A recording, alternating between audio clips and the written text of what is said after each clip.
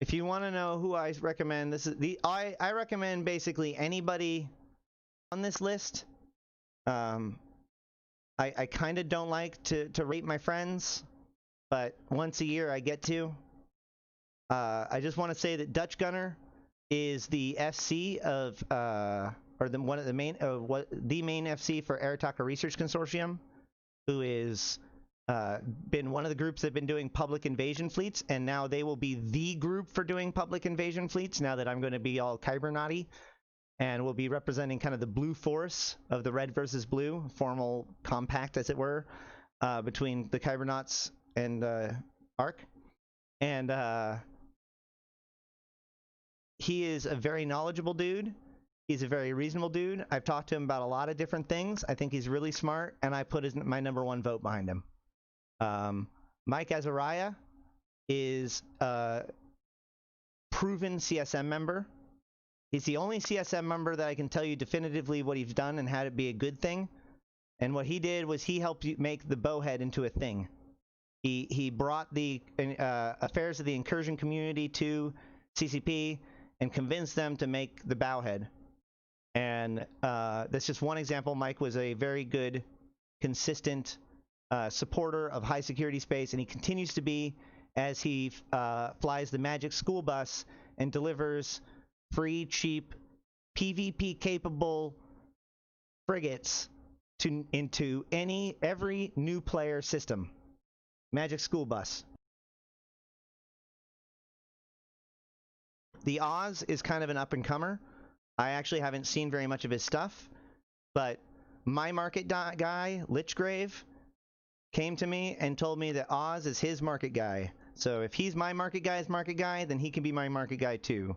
And somebody who understands the game that much apparently deserves to be on the CSM, because that's the kind of person that we need to have insight beyond the NDA. Now, it'll be important. Like, the interesting thing about that is that there might be concern of inside trading, but honestly, let's be frank, market guys make money to the point where money doesn't matter anymore.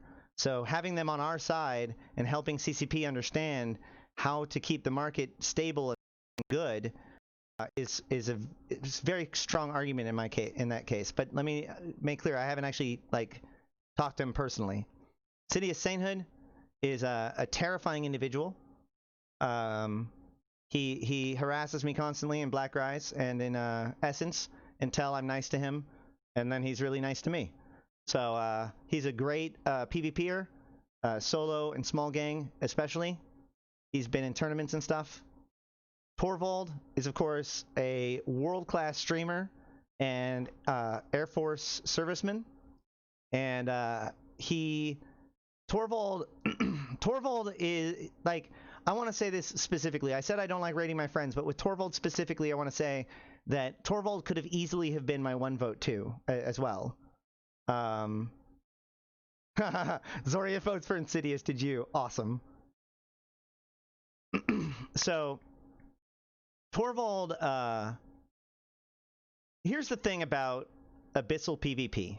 Abyssal PvP is designed kind of wrong because there is no matchmaking system.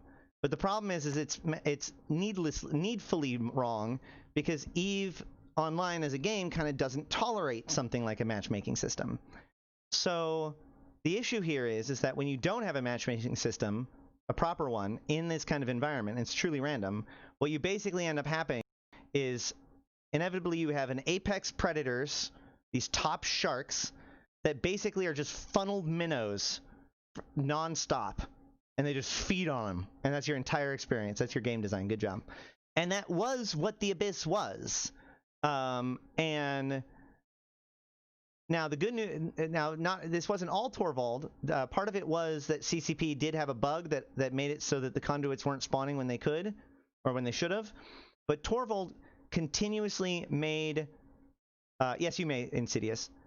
Torvald continuously made the Abyss PvP his thing. He showed how to do it. He got people involved. He got people organized because he wanted to do it. So he had to get other people to do it so that way there'd be enough conduits for him to actually be able to do it. Vote for whoever you want to leave the game. Oh no, Hamdir. I think that we need to get a better understanding. Like, I think that some go to CCP and get voted onto the CSM because they feel like that vote gives them a mandate, and they're going to come and bring the message to CCP. And I think that those are the ones that end up having the worst time actually as a member of the CSM. And they always talk about like how worse it is when you see how the sausage is made, which is why I think that industry people or, you know, like technical developer people like Fuzzy Steve was able to make it for so long. I'm getting to Zenuria. So when everybody else was like when the Abyssal PvP could have just been a failed feature, Torvald nearly single-handedly made it a thing. And I think that he knows better than anybody else that niche and how to make it work and how to make it grow. And I think a dialogue with CCP that allows him to see a peek behind the curtain about what's possible and what's in the plans would give him the ability to lead them to victory when it comes to any kind of competitive, organized PvP. Insidious Angel would be good too, but Torvald, if you think about it, has demonstrated his ability to make it happen in EVE. And that's pretty freaking cool. All right, so now let's talk about Zenuria. Zenuria, everybody gives Zenuria shit. I met the man a few times at Vegas, and at one point, we actually ended up walking up and down the Las Vegas Strip until 3 a.m. as we talked stories about our lives and our struggles, and he told me all kinds of things about both his time in EVE and outside of EVE, and his struggles as an autistic child and such. And he's a very interesting person. And what I found most interesting was that what most people saw as a troll, no matter how deep I stared into him, all I saw was an honesty there. And his logic, albeit outlandish, often loops back into itself in a way that, I mean, like, it closes the loop. Like, it ends up making sense in the end. Like, there's a point to his arguments all the time.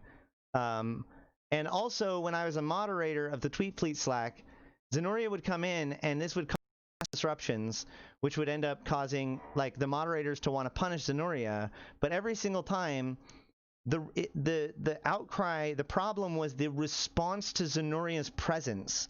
Nothing that Zenuria actually said.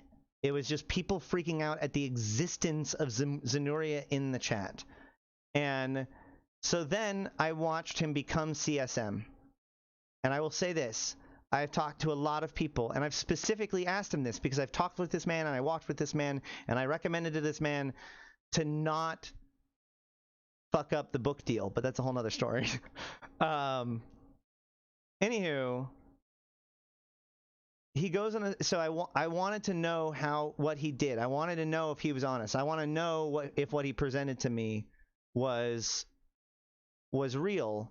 And so every single person I've asked in private or in public how he behaved on the CSM, and I've heard nothing but positive feedback. As much as anybody wants to give him shit about how weird and wacky his ideas and ideals are, allegedly from all sides, CCP and otherwise, Zenuria did a good job as the CSM. And so, you know what? 6 down, I'm happy to say that Zenuria deserves it. Brisker Ball, a bit more complicated, which is why he's 1 step further down. But I think that Brisker Ball was an effective CSMer.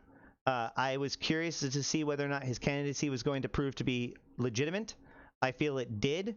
I feel like this is a person who had his differences with the situation, but now him coming back demonstrates that he is willing. He has faith in the system.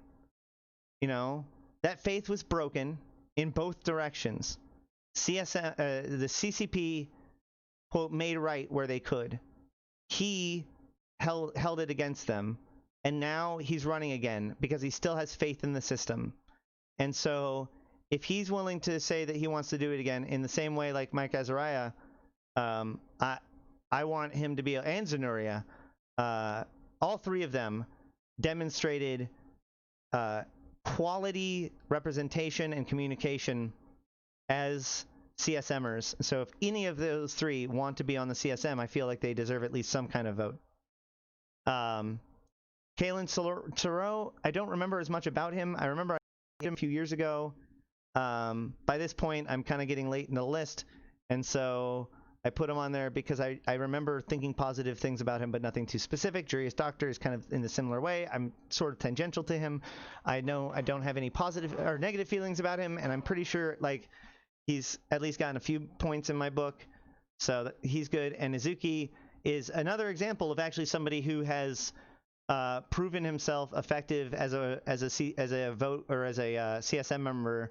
But you know, it's my 10th vote, and it's my way of kind of saying, and I also do respect Izuki as well, while admitting that if Izuki gets voted in, it needs to be by the wormhole block.